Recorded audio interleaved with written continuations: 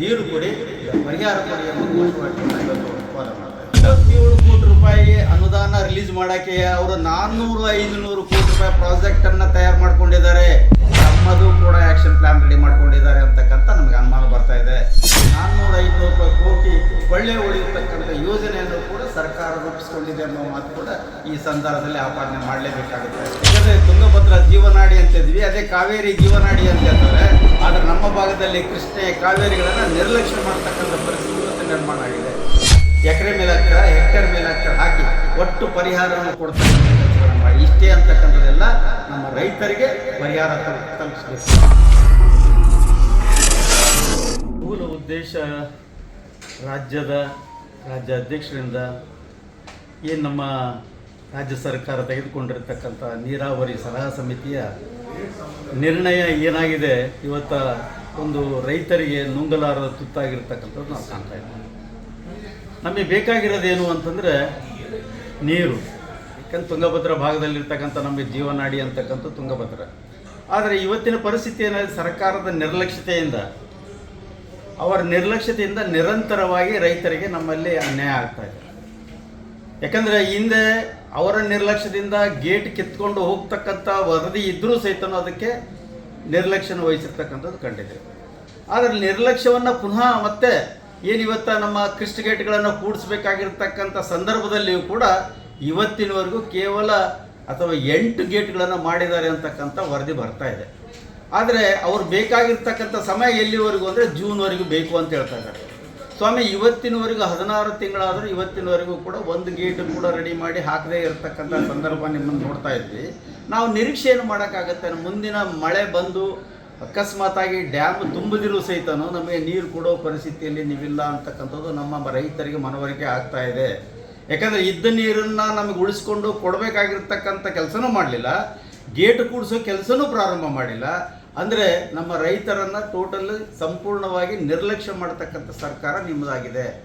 ಆದ ಕಾರಣ ನಮಗೆ ರೈತರಿಗೆ ವಿಶ್ವಾಸ ಇಲ್ಲ ನಿಮ್ಮ ಮೇಲೆ.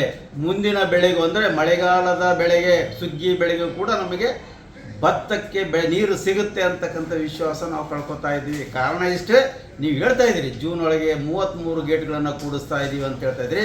ಆದರೆ ಇವತ್ತಿನವರೆಗೂ 8 ಗೇಟ್ಗಳು ತಯಾರಾದರೂ ಸಹಿತನೂ ಅವರಿಗೆ ದುಡ್ಡನ್ನು ಕೊಡ್ತಕ್ಕಂಥ ರಿಲೀಸ್ ಮಾಡ್ತಕ್ಕಂಥ ಮುಂದಿನ ಕೆಲಸಕ್ಕೆ ಮಾಡ್ತಾ ಇಲ್ಲ.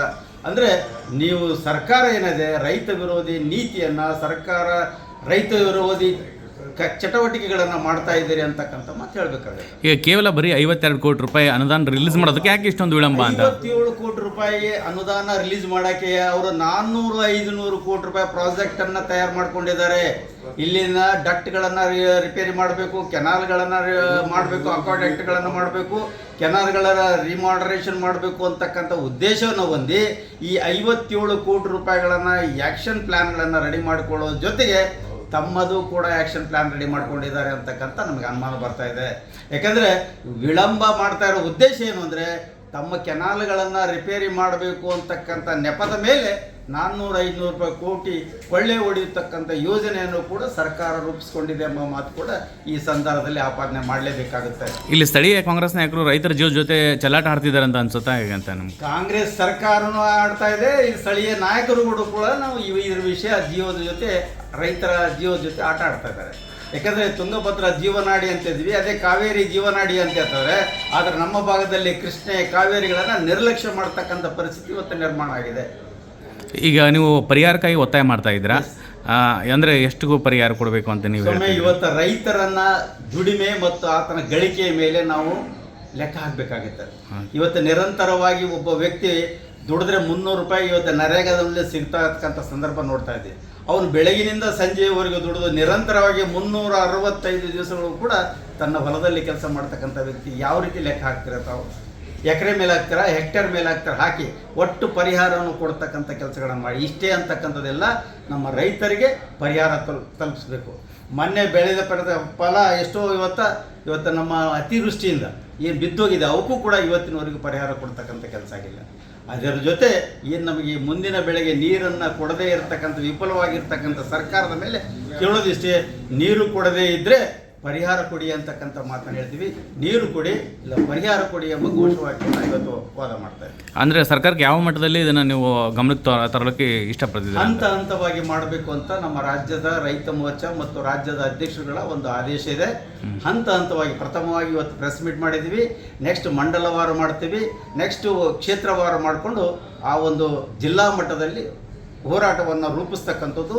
ಆ 4 ಜಿಲ್ಲೆಗಳಿಂದ ಒಂದು ಹೋರಾಟವನ್ನು ಮಾಡುವ ಜೊತೆಗೆ ಯಡಿಯೂರಪ್ಪರವರನ್ನು ಕೂಡ ಈ ಹೋರಾಟದಲ್ಲಿ ಕೂಡ ಮುಂಚೂಣಿಯಲ್ಲಿ ತರ್ತಕ್ಕಂಥ ಕೆಲಸಗಳನ್ನು ಮಾಡ್ತೀವಿ ಅಂತಕ್ಕಂಥ ಮಾತು ಹೇಳ್ತೀವಿ. ಆದರೆ ಹಂತವಾಗಿ ನಡೀತಕ್ಕಂಥ ಹೋರಾಟದಲ್ಲಿ ಎಲ್ಲವನ್ನೂ ಕೂಡ ನಮ್ಮ ನವಲಿ ಜಲಾಶಯನೂ ಕೂಡ ಇದರಲ್ಲಿ ಒಂದಾಗಿರುತ್ತೆ ಎಂಬ ಮಾತು ಕೂಡ ಹೇಳಬೇಕಾಗುತ್ತೆ. Okay sir, thank you. ನೀರು ಕೊಡದೇ ಇದ್ದರೆ ಪರಿಹಾರ ಕೊಡಿ ಅಂತಕ್ಕಂಥ ಮಾತನ್ನು ಹೇಳ್ತೀವಿ. ನೀರು ಕೊಡಿ ಪರಿಹಾರ ಕೊಡಿ ಎಂಬ ಘೋಷವಾಕ್ಯವನ್ನು ಇವತ್ತು ವಾದ ಮಾಡ್ತಾರೆ. 27 ಕೋಟಿ ರೂಪಾಯಿ ಅನುದಾನ ರಿಲೀಸ್ ಮಾಡೋಕ್ಕೆ ಅವರು 400-500 ಕೋಟಿ ರೂಪಾಯಿ ಪ್ರಾಜೆಕ್ಟನ್ನು ತಯಾರು ಮಾಡ್ಕೊಂಡಿದ್ದಾರೆ. ನಮ್ಮದು ಕೂಡ ಆ್ಯಕ್ಷನ್ ಪ್ಲಾನ್ ರೆಡಿ ಮಾಡ್ಕೊಂಡಿದ್ದಾರೆ ಅಂತಕ್ಕಂಥ ನಮಗೆ ಅನುಮಾನ ಬರ್ತಾ ಇದೆ. 400-500 ಕೋಟಿ ಒಳ್ಳೆ ಉಳಿಯತಕ್ಕಂಥ ಯೋಜನೆಯನ್ನು ಕೂಡ ಸರ್ಕಾರ ರೂಪಿಸ್ಕೊಂಡಿದೆ ಅನ್ನೋ ಮಾತು ಕೂಡ ಈ ಸಂದರ್ಭದಲ್ಲಿ ಆಪಾದನೆ ಮಾಡಲೇಬೇಕಾಗುತ್ತೆ. ಯಾಕಂದರೆ ತುಂಗಭದ್ರಾ ಜೀವನಾಡಿ ಅಂತಿದ್ವಿ, ಅದೇ ಕಾವೇರಿ ಜೀವನಾಡಿ ಅಂತ ಹೇಳ್ತಾರೆ. ಆದರೆ ನಮ್ಮ ಭಾಗದಲ್ಲಿ ಕೃಷ್ಣೆ ಕಾವೇರಿಗಳನ್ನು ನಿರ್ಲಕ್ಷ್ಯ ಮಾಡ್ತಕ್ಕಂಥ ಪರಿಸ್ಥಿತಿ ನಿರ್ಮಾಣ ಆಗಿದೆ. ಎಕರೆ ಮೇಲೆ ಹೆಕ್ಟೇರ್ ಮೇಲೆ ಹಾಕಿ ಒಟ್ಟು ಪರಿಹಾರವನ್ನು ಕೊಡ್ತಕ್ಕಂಥ ಕೆಲಸಗಳನ್ನು ಮಾಡಿ ಇಷ್ಟೇ ಅಂತಕ್ಕಂಥದ್ದೆಲ್ಲ ನಮ್ಮ ರೈತರಿಗೆ ಪರಿಹಾರ ತಲುಪಿಸಬೇಕು.